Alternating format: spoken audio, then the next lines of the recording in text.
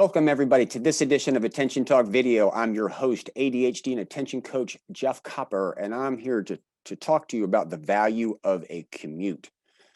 Before we get into our content, I'd like you to make aware of children and adults with attention deficit hyperactivity disorder, better known as CHAD.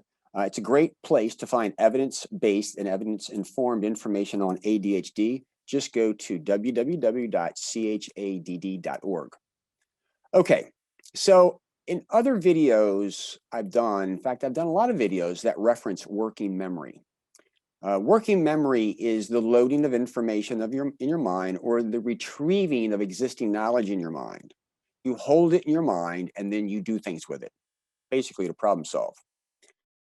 When we have to sit down and start something that requires executive functioning, I call it the booting up process, the loading of information of the mind, or the retrieval of existing knowledge so that you can begin to sequence it.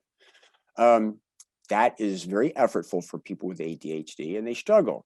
One of the things that's invisible that's going on in our world today is years ago, we used to have a commute to school or to work, etc. Often we're driving or as a rider in a car, and we're kind of daydreaming a little bit, but a lot of people I find we're actually thinking about their day at that point in time, kind of loading in the thoughts and ideas and trying to figure out what they were going to do, or maybe even talking on a cell phone on the way to work. These days, more and more people are working at home and staying at home, and they're going to their desk and they're sitting down and they're expecting to get into the work immediately, and they're not.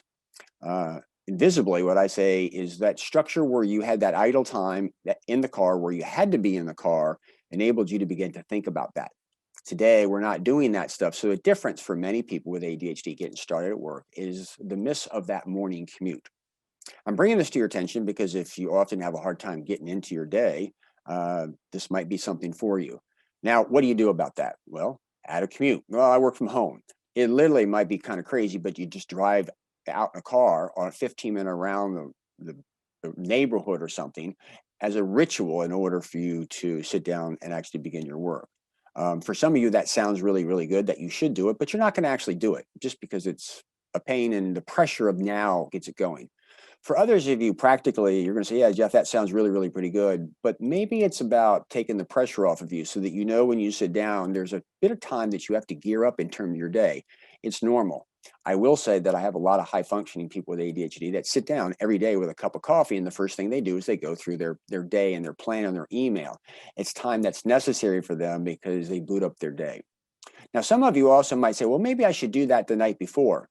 That's a great idea. Some people can do that. A lot of people will make that list the night before, and then they have to redo the whole thing the next day because while they thought about it the night before, it evaporates in the middle of the night, and then they end up doing it twice, which is why it's probably better for you to do it in the morning. Anyway, the point of this video is to help you begin to recognize the value of the time that you spend daydreaming, actually thinking about your day to get into your day.